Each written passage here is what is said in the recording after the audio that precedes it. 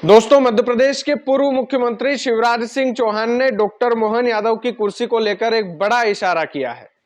जो लोग राजनीति को समझते हैं, जो लोग पॉलिटिक्स को समझते हैं, उन लोगों के लिए यह खबर महत्वपूर्ण इसलिए है क्योंकि इशारों इशारों में राजनेता अपनी बातों को दूर तलक पहुंचा देता है। अभी वर्तमान में जो है मध्य प्रदेश में घूम रहे हैं मामा, और वो भी पांव पांव। एक जमाने में शिवराज सिंह चौहान को पांव पांव वाले भैया कहा जाता था। उसके बाद में मामा के नाम से वो पूरे मध्य प्रदेश में मशहूर हुए।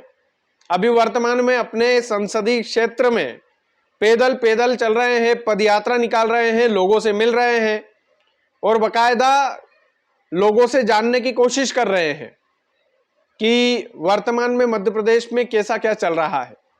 डायरेक्ट सही, इनडायरेक्ट सही, सीधे तौर पर यदि बोलें तो आज उन्होंने जो एक बात कही है भरे मंच से खड़े होकर, वो बात इतनी ज्यादा महत्वपूर्ण है, इतनी ज्यादा महत्वपूर्ण है कि जो वर्तमान के जो मुखिया है डॉक्टर मोहन यादव, वो थोड़े टेंशन में आ गए होंगे। दोस्तों, टेंशन में इसलिए आ गए होंगे क्योंकि जब से इस पद यात्रा का ऐलान हुआ है तब से बड़े बड़े जो पत्रकार हैं, पॉलिटिकल पंडित हैं, बड़े बड़े न्यूज चैनल बकायदा इस खबर को भी चला रहे हैं कि कहीं ऐसा तो नहीं है कि मध्य प्रदेश में शिवराज सिंह चौहान फिर से मुख्यमंत्री की कुर्सी पर बैठ सकते हैं। वाकई में इस पर चर्चा हो रही है दोस्तों। लेकिन आज शिवराज सिंह चौहान बुदनी विधानसभा क्षेत्र के एक गांव में थे, मंच से सभा को संबोधित कर रहे थे और उन्होंने बकायदा एक बयान दिया। बयान क्या दिया? माहौल बनाया। जनता से वे बोले कि टाइगर अभी जिंदा है। यह शब्द बहुत बड़ा होता है, टाइगर अभी जिंदा है। आप समझ सकते हैं इस शब्द के मायने कि आने वाले समय में कहीं ऐसा ना हो जाए कि वर्तमान के मुखिया के लिए टेंशन भरी बात हो जाए। और सबसे बड़ी बात है, शिवराज सिंह चौहान जो भी करते हैं दूर तलक का सोच करके करते हैं।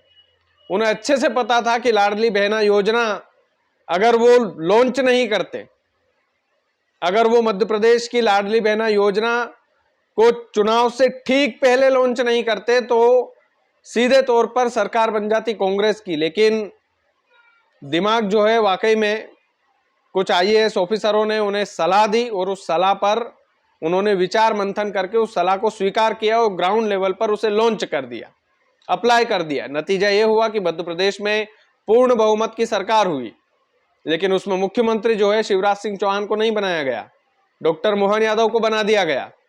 अब शिवराज सिंह चौहान फिर से मध्य प्रदेश में झांकी जमा रहे हैं।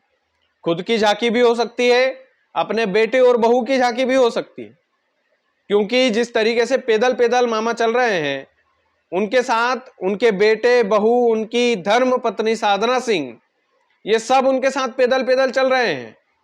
और उनके एक ही बेटे जो राजनीतिक मंच पर दिखाई देते हैं, कार्तिकेय, और उनकी धर्म पत्नी, केवल ये दो ही चल रहे हैं उनके साथ पैदल।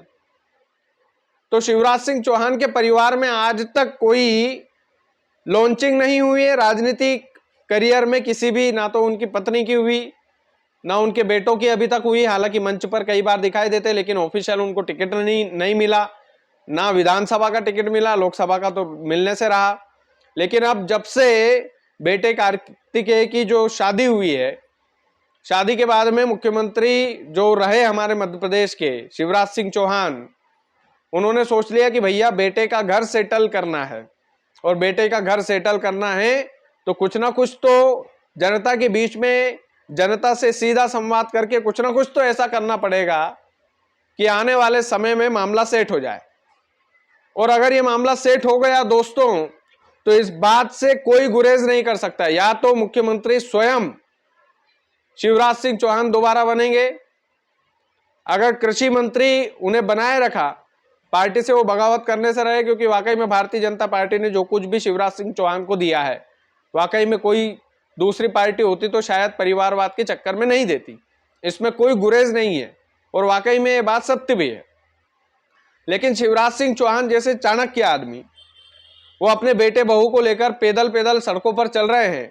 इसका सीधा सा इशारा यह है कि आने वाले समय में अगर कार्तिकेय विधायक बनते हैं तो पहले वो मंत्री बनाए जा सकते हैं। जिस तरीके से दिग्विजय सिंह के जो बेटे हैं जयवर्धन सिंह, उनको कैबिनेट में मंत्री बनाया गया था, और अब तक यदि कांग्रेस की सरकार रहती तो शायद उनको कुछ बड़ा पद मिल जाता।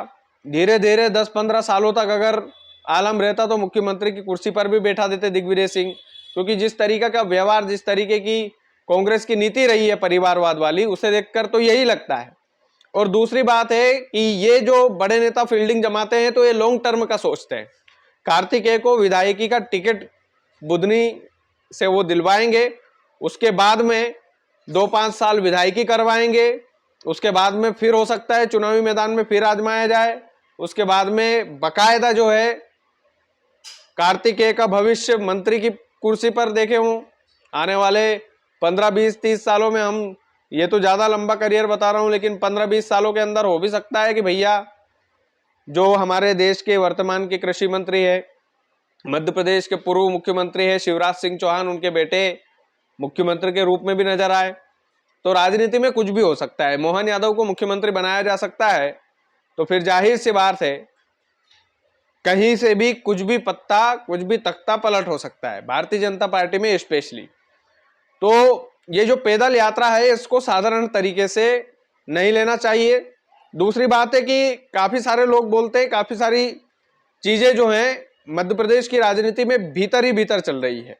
ये जो टाइगर अभी जिंदा है वाला जो शब्द, जो भाषण में जो वाक्य उन्होंने बोला है, इसको साधारण समझने की भूल मत कीजिएगा, क्योंकि शिवराज सिंह चौहान एक एक शब्द को तोल मोल कर बोलते हैं।